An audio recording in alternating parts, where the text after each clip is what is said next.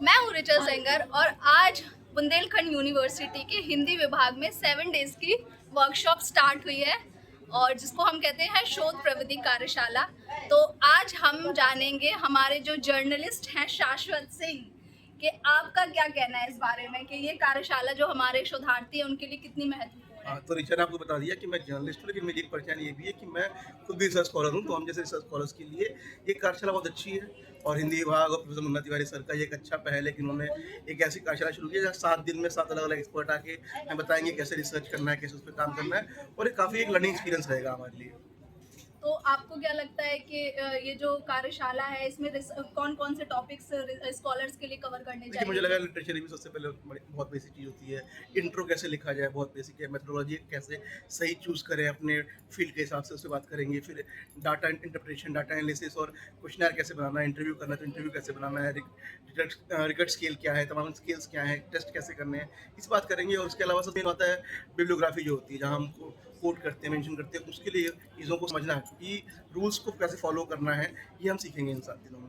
बिल्कुल सही। जैसे अगर शाश्वत तुम्हारा जैसे जो क्षेत्र है वो जर्नलिज्म है, तो कुछ जो जर्नलिज्म के जो स्टूडेंट हैं या जो मास कॉम परस्यू कर रहे हैं उनके लिए जो टॉपिक चूज करते हैं तो वो थोड़ा आप मतलब गाइड करेंगे कि कैसे देखिए, क्या करना मास ऑफ चाहिए। रेफरेंस है बेसिकली 2 डाटा है कि या तो प्राइमरी डाटा पे काम करें या सेकेंडरी पे काम करें।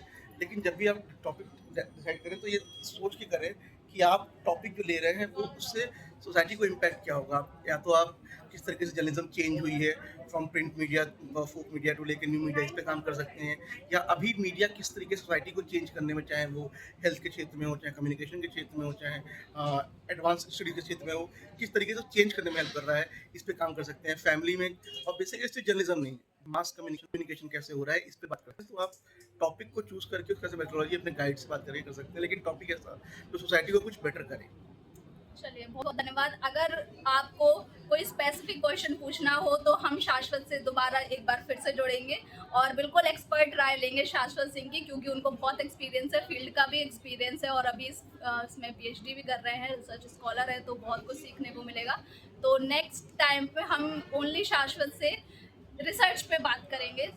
ओके। और आपका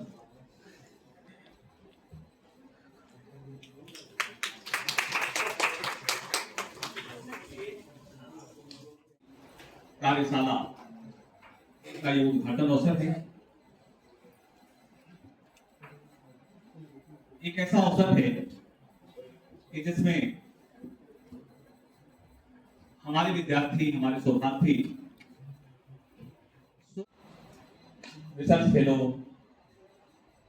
जो लगातार शोध हेलो गाइस, स्वागत है आप सबका। और आज हम मिलेंगे अपनी प्यारी गरिमा मैडम से। और गरिमा मैम हमें क्या पढ़ाएंगी? ज्योग्राफी। और आप क्या और आप पढ़ाएंगी? क्या पढ़ेंगे? ज्योग्राफी। नहीं, आप क्या पढ़ाएंगी? मैं हूँ कार्टून।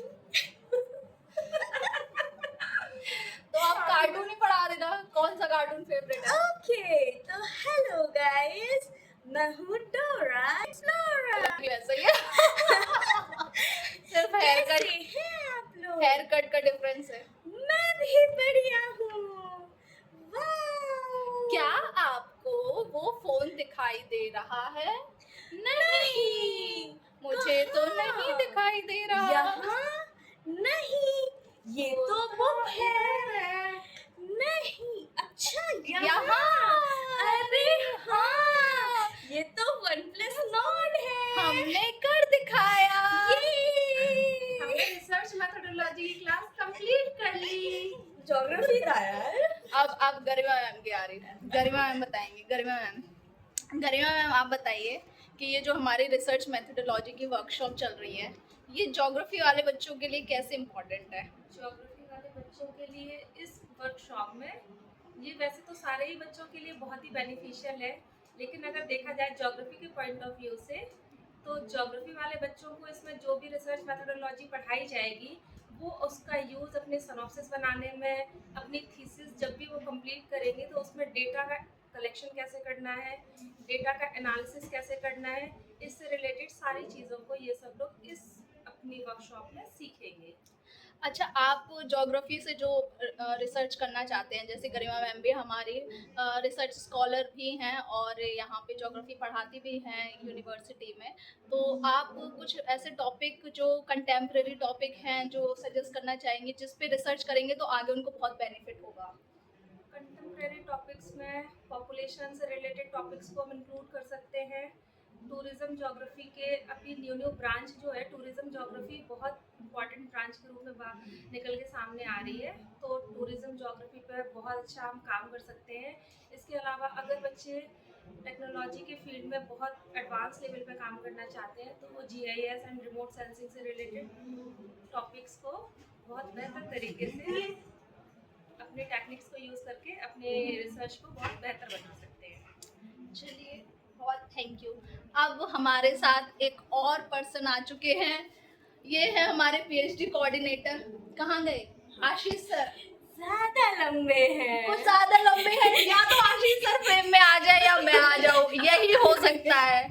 आशीष सर चेयर लीजिए। अब आशीष सर जो कि एक पुरातत्ववेत्ता भी हैं, और आशीष सर से हम जानेंगे कि उन्होंने कितनी इम्पोर्टेंट साइट की क्या किया है, क्या बोलते हैं उसको, सर्वेक्षण किया है। आप खुद ही बताइए। Doctor Ashish Meena Dixit, over to you.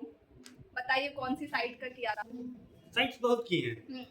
उसमें अगर सर्वे के तौर पे देखा जाए तो सर्वे बहुत सी साइट्स का किया है, जैसे अयोध्या है, झूंसी है, या कल्ली पश्चिम है।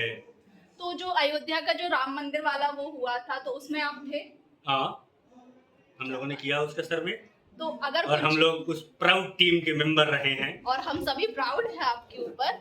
और आप अगर जैसे कुछ टॉपिक्स आप सजेस्ट करना चाहेंगे हिस्ट्री वालों को, जो अगर आर्कियोलॉजिस्ट बनना चाहते हैं तो रिसर्च की दृष्टि से उनके लिए क्या टॉपिक इम्पोर्टेंट रहेंगे, या आर्कियोलॉजिस्ट वो कैसे बन सकते हैं हिस्ट्री पढ़ के? पहले तो आप आर्कियोलॉजिस्ट अगर होना चाहते हैं और अगर आपको रिसर्च करनी है as an archaeologist, not as an historian, तो पहले तो आप एक यूनिक सी साइट ढूंढें जहाँ काम सबसे कम किया गया हो, जिस पे किसी का ध्यान न गया हो। जैसे आप अगर कुतुब मीनार पे काम करने लगते हैं तो पता नहीं कितनी ही ऐसी लाइब्रेरियां हैं जो कुतुब मीनार के काम से भरी पड़ी हैं। आप अयोध्या पे काम करेंगे, आप मथुरा पे काम करेंगे, इस पे सबने किया है। साइट्स आपको ये ढूंढनी होती हैं, और उसके लिए आपको चाहिए सबसे ज़्यादा पेशेंस। पहले आप आराम से मैपिंग करिए, फिर आप एक लोकेशन ढूंढिए जहां आपको लगता हो कि यहाँ काम हो सकता है लेकिन अब तक यहाँ कोई गया नहीं। फिर आप पहले ग्राउंड सर्वे करिए, कुछ एविडेंस जुटाइए जिससे आपको ये प्रूव हो जाए कि अगर आप काम में आगे बढ़ते हैं तो आपको एविडेंस मिलेंगे। फिर उस ग्राउंड सर्वे को लेके आप आगे बढ़िए और उस पर काम करिए। धीरे धीरे एविडेंस जुटते जाएंगे और आपका रिसर्च धीरे धीरे आगे बढ़ता जाएगा अपने आप। चलिए, बहुत बढ़िया। अगर इस पे किसी को और ज़्यादा इन्फॉर्मेशन चाहिए तो हम आशीष सर से एक 1-to-1 कॉन्वर्सेशन भी करेंगे ज़्यादा जानने के लिए कि और कैसे हम आर्कियोलॉजिस्ट फील्ड में अपना करियर बना सकते हैं। तो thank you Ashish sir.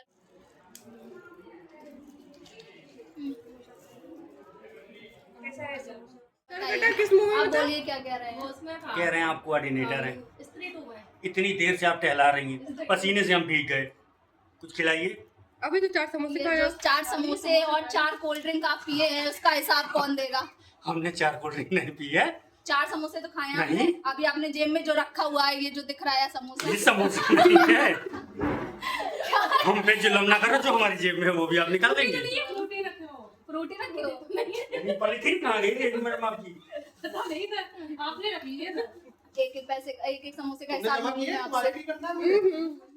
Thesis जो है रिजेक्ट हो जाती है और फर्दर डिसिप्लिनरी एक्शन भी रिकमेंड हो सकता है। So to not get into all those unfavorable or avoidable things, how we can do become a better researcher, a responsible researcher, where we can engage with our colleagues. चाहिए या appointment चाहिए तो minimum इतना API score होना चाहिए। Globally भी ऐसे ही चलता है, वहां पे भी ऐसे मापदंड होते हैं। You have to publish at least 2 papers in a year, someone says you have to publish 4 papers in a year, 1 paper in a year, high impact journal, this and that, all those numerical metrics are there. जो administrators हैं, policy makers हैं, उनको अभी अपनी सुविधा चाहिए तो कुछ मैट्रिक तो चाहिए टेंजिबल, जिसके आधार पे वो इवैल्यूएशन कर सके। इसलिए पब्लिश और पेरिश, ये कल्चर एकेडमिक्स में है, ये ओरिजिनल आइडिया, ठीक है, इसने इसको बताया। अब ये आदमी का आगे 3-4 लोगों का बड़ा ग्रुप है, पावरफुल लोग। बाद जो सबके चेहरे, आशीष सर कैसा लग रहा है? बहुत अच्छा।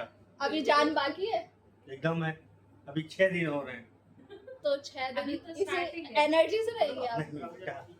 मतलब शूट कर रही है एकदम, इतनी एनर्जी। आदि सर आप ऐसी पोनी बना के आइए। नहीं, पोनी क्यों बनाए? अच्छी लगेगी आपके ऊपर। नहीं, मैं छोटी थी, मेरे ओके। चाचा मतलब ना सब थके हुए बैठे, ये दे सबसे ज्यादा काम मुझे लगता है देवलिया सर ने किया है। देवलिया सर सबसे ज्यादा रिलैक्सिंग पोजीशन में है। तुरंत सावधान में आ गए। लगता है सबसे ज्यादा आप ही थके हुए हैं। बिल्कुल, उन्होंने विक्ट्री साइन भी दिखा दे। इतना नवाचार करते आपका एक सेशन चलवा दिया जाए फिर। अभी मुझे आपसे बात करनी है हिस्ट्री, इतिहास के विषय पे कि जो स्कॉलर्स हैं उनके लिए आप क्या हेल्प कर सकते हैं। और आपसे भी आशुतोष सर, ये हमारे आशुतोष सर भी इतिहास में हैं, और डॉक्टर रामनरेश दिगोलिया सर बहुत ही विद्वान दोनों लोग।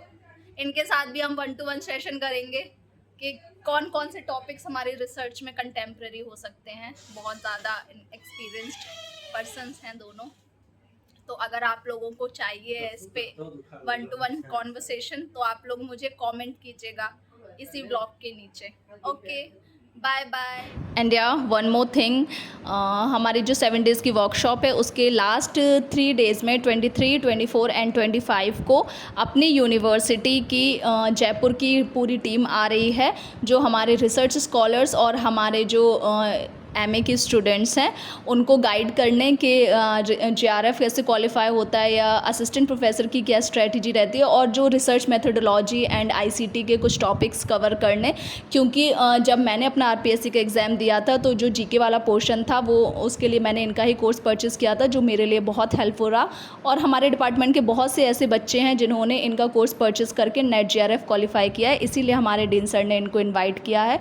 And we all are looking forward to meet the whole team of अपनी यूनिवर्सिटी। सो स्टे ट्यून्ड, मिलते हैं नेक्स्ट व्लॉग में। Okay, bye.